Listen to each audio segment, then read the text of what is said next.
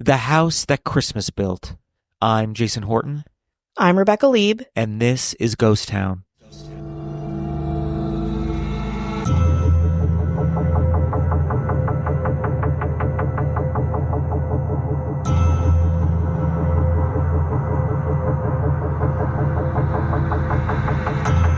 Every wintry country believes that Santa Claus and his house is in their part of the world.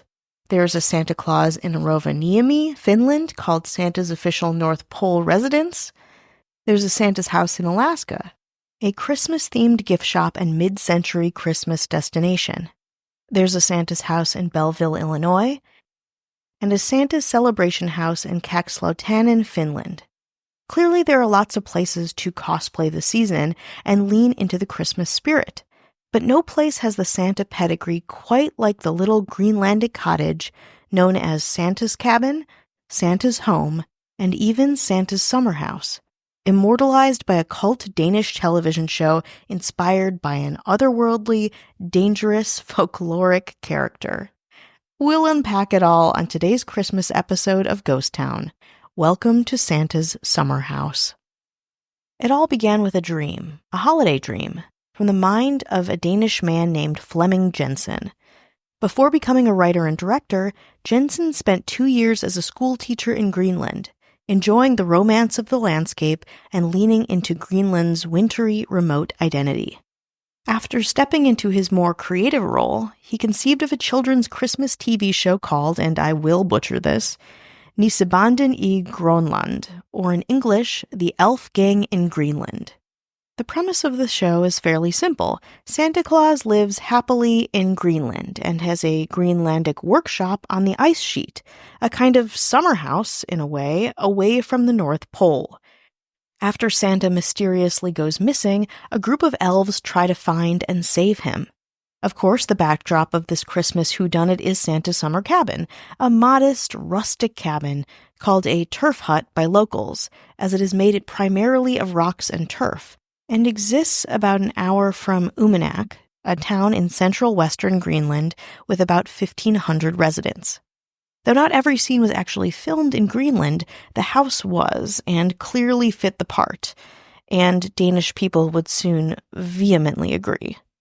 The Elf Gang in Greenland aired in 1989 and had one season of exactly 24 episodes, with one episode airing each day from December 1st to the 24th.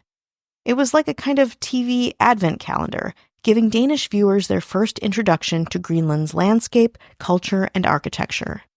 Its whimsy, unique storytelling, and of course, its setting made it a cult favorite among Danish millennials, airing nearly every year since. Now, to understand the phenomena of this show, you really have to get inside the minds of Danish people, whose commitment to Christmas is pretty unparalleled. The Elf Gang in Greenland characterization of elves, and a lot of Christmas lore, is based around a Danish mythological figure called a nisse. Nisse are household spirits that are known to be small and human-like, often seen as long-bearded, wearing a red, brimless cap and gray clothing. Very similar to what we imagine a garden gnome looking like. The nisse have ability to transform into animals such as a horse or a goose, unlike our garden variety garden gnome conception. So why can they change into shapes and have other powers that we will mention? Well, historically, a nisse finds a host family, and for this family, they do household and stable chores, and of course, silly magical pranks. For this effort, the nisse are expected to be rewarded at least once a year, most notably around winter solstice or Christmas. The name nisse itself is rumored to be derived from the name Niels or Nicholas, introduced around the 15th to 17th century, and is related to Saint Nicholas, of course, the European Santa Claus. But unlike Santa and his love for cookies, at least in American culture, these nisse enjoy gifts of coarse wool, tobacco, or even a shovel full of dirt. Low expectations, I suppose. The biggest gift you can give to a nisse is their favorite food, porridge. Porridge is expected on Christmas Eve, with a pat of butter on top. No exceptions. In a tale that is often retold in Danish folklore, one farmer put the butter underneath the porridge for his nisse. When the Nisei discovered the butter was missing, he was filled with rage and killed the farmer's cow. But since the Nisei was still hungry, he went back to his porridge and ate it, eventually finding the butter at the bottom of the bowl. Full of grief, he then hurried to search the lands to find another farmer with an identical cow and replaced the former with the latter. In a similar Norwegian story, a maid decided to eat the porridge herself and ended up getting severely assaulted by the Nisei. It sang the words, quote, "Since you have eaten up the porridge for the Nisei, you shall with the Nisei have to dance." Eventually, the farmer found his maid nearly lifeless the morning after. And it gets even weirder. In a northern Danish variant of the story, the maid not only devours the porridge, but pees and defecates into the bowl. The Nisei lays this maid out in the story as well. The lesson really is don't mess with your Nisei, or your boss's Nisei. In the 19th century, with American influence, Nisei became increasingly associated with Christmas season and Christmas gift-giving. Nisei inspired Flemming Jensen, who created the Elf Gang in Greenland, and who then created the iconic attraction, Santa's Summer House. More on the reverberations of this iconic television show after this break. Hi, hello, how are you? Hello, how's it going? The year is rounding up nicely. We've made it. We've got but a week and a half to go. And it's Christmas today. This drops on Christmas. Yeah. Christmas. Christmas. No, actually, I'm wrong. It drops on, Wednesday, Christmas. Yeah. Two Jews just theorizing when Christmas is. Yeah, just Well, okay. Listen. Is it? Who, we'll never know. Who wrote all the Christmas songs? Jews. So Nice. Gotcha. they're like, we didn't say anything. We're on your side. They're like, so? Yeah. Well, Okay. anyway, we'd like to say hello to anyone who's listening us, supporting us, spreading the good word of Ghost Town. Thank you so much, including those mayors who were, they got a couple of, that turned out to be celebrity homes back in the day. This first mayor used to live in the actual home of Freddy Krueger. Ooh. But before he was, scary. when he was just kind of like, my name's Fred. I usually go by Frederick. I don't know where Freddy. Everyone's so casual with me, but it's just Frederick Krueger. Early 20s Frederick Krueger entering the workplace. Yeah. Well, Chris Hernandez lived with Frederick Krueger, and it was cool. Hello. Oh, cool. This mayor lived in a 2-bedroom bungalow back in the day with this character that went on to be a celebrity, Slimer from Ghostbusters. Whoa, that must have been a messy home. Yeah. It's pretty messy, but pretty much ate up the deposit right away. Yeah, you're not getting that back. No. And Slimer went on to be Slimer. And Marissa Rothermel went on to be mayor. Hello. This mayor used to be roomies with Jerry Maguire. Nice. Show me the money. Didn't have the money back then. I remember that. It was an apartment. Didn't have the money. Show me the coins that might help with my parking situation. Show me the $550 a month. You got it. Not as catchy, but no, but it still worked. It worked for them. It worked for them. That's our mayor, Matthew Clemens LeRae. Hello. This mayor lived in Australia way back when. Whoa. With Yahoo Serious from the 1980s movies Yahoo Serious. Who knows that reference? Do you? No. It was kind of like a one of those kind of flat, like it was just like a popular 80s movie by this character Yahoo Serious who was Australian. Nice. Great roommate though, really clean. Great roommate before the minimal stardom. Lived with our mayor, Casey Weber. Hello. We're back in Australia already. Wow. What was that? That was quick. With a more noteworthy Australian celeb that lived with, and it was pretty dicey, but it was Crocodile Dundee. Is that more that familiar? reference I do know. Okay. I do know that. Good. Mm-hmm. They were Crocs. They were knives, if you know the movie. Oh, yeah. Big time. There was a mayor, Kelly Meehan. Hello. This mayor lived in a scientific apartment with all the science gear all over the place. It was really annoying. It's like, dude, where's the coffee maker?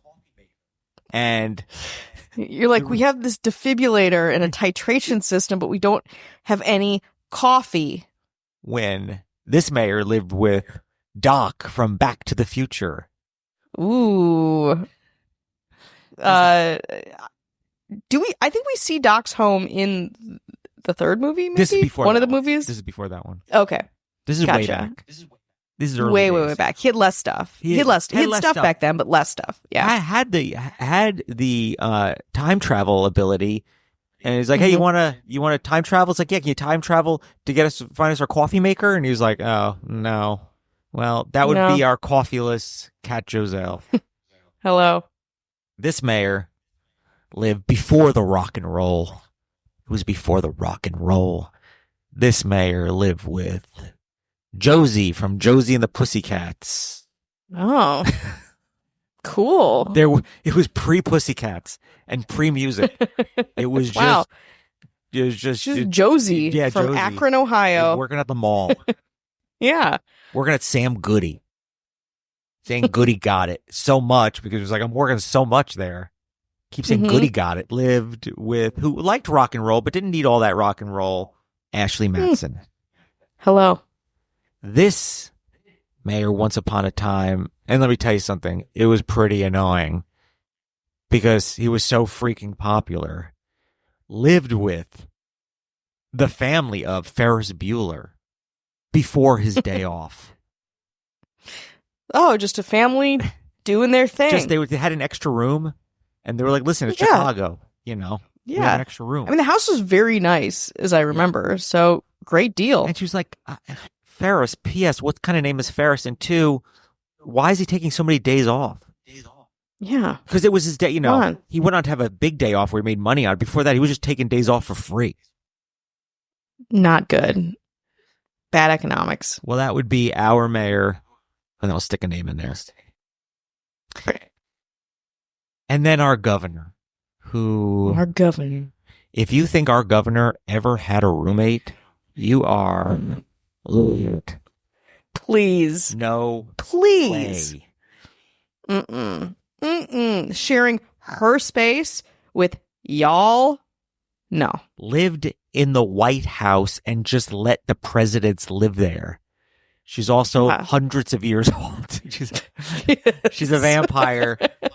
But who knows? You know what I mean? Listen, when people in power, how old are they? They always look 25, but they're like 500 years old. I don't know. The resources they have are something we will never know and can't even imagine. Skincare routine, you have no idea you don't want to know what these people are doing. The knowledge is dangerous. It is. It's actually a high security, you need to scan your fingerprint to even get to the room where they may or may not have that information. And once you get it in your brain, you won't know what to do with it. The responsibility will crush you. You go insane. Unlike us, you go insane. Well, that would be our governor, Avian Noble. If you want no ads, no chit-chat, bonus episodes, new one up now, just the good stuff, 7 days free, head on over to patreon.com/ghosttownpod. You want to get back into it? Let's get back into a different house. Decades later, the series' lasting popularity and impact has left the home outside of Umanak in the Danish collective imagination as Santa's actual summer home. A welcome sign even proclaims downtown Umanak, quote, Santa's vacation paradise. The cabin, of course, reflects this sentiment and hasn't been changed at all since the show aired over 30 years ago. The cabin's interior wasn't actually used for the show, but it is fully furnished by locals and contains a bed, tables, chairs, cabinets, rugs, a fireplace, a stove, pots and pans, a sewing machine, framed photos from the show, and various decorations and memorabilia, also from the elf gang in Greenland. A guest book allows visitors to share their thoughts and reflections, but maybe most notably is what is inside the various drawers in odd shelves, bureaus, and built-ins all over the cabin. If you open one of the various drawers at Santa's summer house, you'll find dozens of letters left by children, some dating back more than 20 years. Of course, popular destination for Danish millennials, many of the letters are from that group, that category, wanting to connect with a seminal piece of media from their childhoods.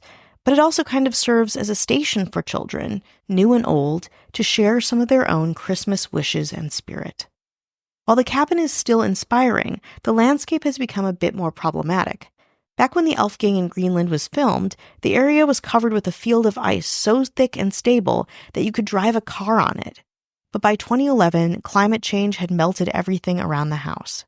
Now only sea exists where a fjord once did, making it only accessible by walking an hour-long path, really more of a hike, from Uummannaq. But not to leave you on a downer note, if you can make it there, the house is very easily accessible, and adorably so. According to Atlas Obscura in their entry on Santa's house, quote, "The front door of the house is sometimes locked, but you can borrow a key by asking a local hotel. Alternately, you should be able to easily and safely step in through the window." Good luck, Christmas explorers, and please let us know if you've ever made it safely to Santa's summer house. In the meantime, from your friends at Ghost Town Podcast HQ, have a wonderful holiday, whether you're scaling one of Greenland's fjords or just relaxing at home.